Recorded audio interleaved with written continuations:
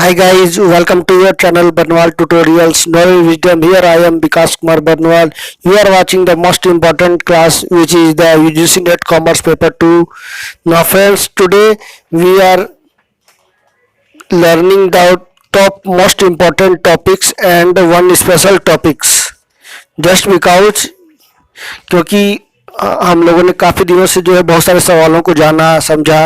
अब मैं एक टॉपिक वाइज क्लास ले रहा हूँ तो कुछ दिन तक चलेगा ये, ठीक है। आज ये पहला क्लास से कहा जाए तो मैं एवरी डे जो है कुछ इंपॉर्टेंट टॉपिक लेकर आऊँगा। जैसे कि सपोज डेट आप एनसीडी की बात करो या फिर एफडीआई के बारे में बात करो या फिर एफएटीएफ के बारे में बात करो या आप जीडीपी के बारे में बात करो, तो इस तरह का मैं आपको जानकारी देने वाला हूँ। टीडीएस के बारे में बात करो, टीसीएस की बात करो, यानी टॉपिक वाइज छोटे छोटे जो है आपको नोट्स प्रोवाइड करवाए जाएंगे। एलपीजी की बात करो, इस तरह का मैं आपको देने की कोशिश करूँगा ताकि आपको जानकारी बेहतर हो सके और आप इससे जुड़ी हुई जानकारी हमेशा आपका रिवीजन होते रहे और आप जो है इस तरह का सवाल जब भी उठता है या आता है ये टेस्ट वगैरह में या एग्जाम में और जल्द तो तुरंत आप इसको कैचअप कर सकते हो।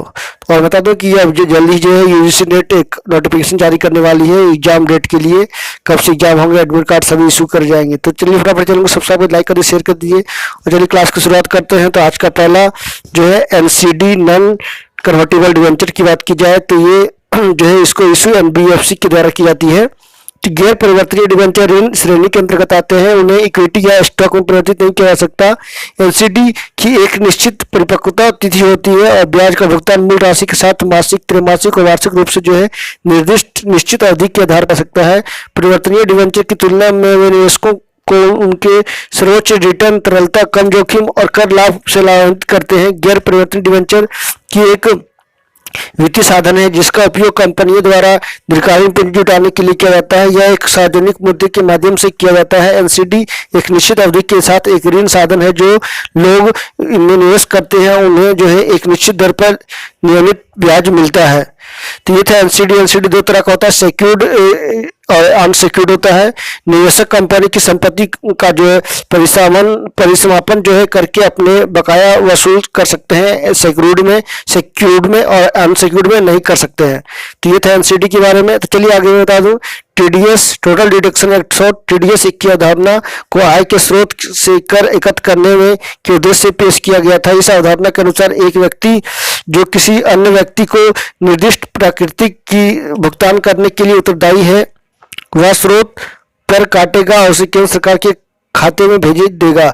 जिस कटौतीकर्ता से स्रोत के आयकर काटा गया है वह कटौतीकर्ता द्वारा जारी किए गए फॉर्म 26AS या टीडीएस प्रमाण पत्र के आधार पर कटौती की गई राशि का क्रेडिट करने का या पाने का हकदार होगा। टीडीएस या टैक्स डिडक्शन एक्ट शॉर्ट्स ऐसे भुगतान करने वाले व्यक्तियों द्वारा निर्दिष्ट भुगतान जैसे किराया, कमीशन, पेशेवर शुल्क, वेतन, ब्याज आदि के भुगतान के समय भुगतान किए गए धन से कमाया गया आयकर है। आमतौर पर आय पर प्राप्त करने वाले व्यक्ति आयकर का भुगतान करने के लिए उत्तरदायी होते हैं। तो बता दूं कि टीडीएस की बात की जाए तो 30%, 5%, 1%, 2% जो कटती है। सेल ऑन प्रॉपर्टी की बात की जाए टीडीएस ऑन रेंट सभी या फिर एफडी पे भी टीडीएस कटती है। तो चलिए टीसीएस की बात की जाए। टीसीएस का फुल फॉर्म टोटल या tax collection at source TCS कर विक्रेता द्वारा देय होता है जो पट्टेदार या खरीदार से बदले वसूल करता है। माल की धारा 206C की तहत निर्दिष्ट किया गया है। आयकर अधिनियम 1961 एकत्रित राशि है जो बिक्री के समय खरीदार से निर्दिष्ट माल के विक्रेता द्वारा कर के रूप में जो है एकत्र किया जाता है और बिक्री राशि से अधिक होता है और इसे जो है सरकारी खाते में भेज दिया जाता है। तो टीसीएस की बात की जाए तो 1%, 2%, 2.5%, 5% होती है। 5% में जो है तेंदुपत्ता और या वाहन खरीद में जो है लगता है। टोल प्लाजा में भी जो है 1% टीसीएस लगता है। शराब में भी 1% लगता है। उत्पाद में वन उत्पाद में भी जो है 2% टीसीएस सरकार के द्वारा लिए जाते हैं, कलेक्ट किए जाते हैं। तो मैंने आपको टीसीएस के बारे में बताया, टीडीएस के बारे में बताया। आगे मैं आपको एफएटीएफ के बारे में बता रहा हूँ। एफएटीएफ को मैं शॉर्ट में बताने वाला हूँ। इसे एफएटीएफ बहुत काफी बड़ा संस्था है। तो globally money laundering and terrorist financial watchdog है। अंतर सरकारी निकाय अंतर्राष्ट्रीय मानकों को निर्धारित करता है जिसका उद्देश्य इन अवैध गतिविधियों और समाज में को होने वाले नुकसान को रोकना है। नीति बनाने वाली संस्था के रूप में एफएटीएफ इन क्षेत्रों में राष्ट्रीय विधायी या नियामक सुधार लाने के लिए आवश्यक आवश्यक राजनीतिक इच्छा शक्ति पैदा करने के लिए काम करता है। 200 से अधिक देशों और क्षेत्राधिकारों के साथ उन्हें लागू करने के लिए प्रतिबद्ध है। एफएटीएफ ने एफएटीएफ अनुशंसाएं या एफएटीएफ मानक विकसित किए हैं जो संगठन अपराध, भ्रष्टाचार, आतंकवाद को रोकने के लिए समन्वित वैश्विक प्रतिक्रिया सुनिश्चित करते हैं। वे अधिकारियों को अवैध ड्रग्स, मानव तस्करी, ह्यूमन ट्रैफिकिंग या अन्य अपराधों में काम करने वाले अपराधियों के पैसे के पता लगाने के बाद जो है मदद करते हैं। एफएटीएफ सामूहिक विनाश के हथियारों को फंडिंग के रोकने के लिए भी काम करते हैं। तो हाल ही में एफएटीएफ की ग्रे लिस्ट पाकिस्तान अभी बना हुआ है, तो ये भी चर्चा रहा था, सुर्खियों में रहा था। तो चलिए, एफएटीएफ की बहुत बड़ा ये संस्था है, इसके बारे में शॉर्ट में मैंने बताने की कोशिश की है। तो जीडीपी की बात की जाए, घरेलू सकल घरेलू उत्पाद एक विशिष्ट समय अवधि में किसी देश की सीमाओं के भीतर उत्पादित सभी तैयार वस्तुओं और सेवाओं का कुल मौद्रिक या बाजार मूल्य है। समग्र घरेलू उत्पादन के व्यापक माप के रूप में या किसी दिए गए देश के आर्थिक स्वास्थ्य के व्यापक स्कोरकार्ड के रूप में कार्य करता है। भारत में सकल घरेलू उत्पाद में योगदान मुख्य रूप से 3 व्यापक क्षेत्रों में बांटा गया है: कृषि और संबंध सेवाएं, उद्योग और सेवा क्षेत्र। भारत में सकल घरेलू उत्पाद का बाजार मूल्य के रूप में मापा जाता है। उसे गणना के लिए जो है आधार वर्ष 2011-12 है। बाजार की कीमतों पर जो जीडीपी यानी gross domestic product is equal to कारक लागत की जीडीपी प्लस अप्रत्यक्ष कर माइनस सब्सिडी, ये जो इसका जीडीपी ज्ञात करने के लिए की जाती है। भारत सरकार जो है हर साल त्रैमासिक 6 में जो है इसका जीडीपी रेट निकालती है। तो चलिए आगे मैं आपको एलपीजी के बारे में बताने वाला हूँ, लिबरलाइजेशन, प्राइवेटाइजेशन और ग्लोबलाइजेशन। तो ये काफ़ी जो है बहुत ही इम्पोर्टेंट है।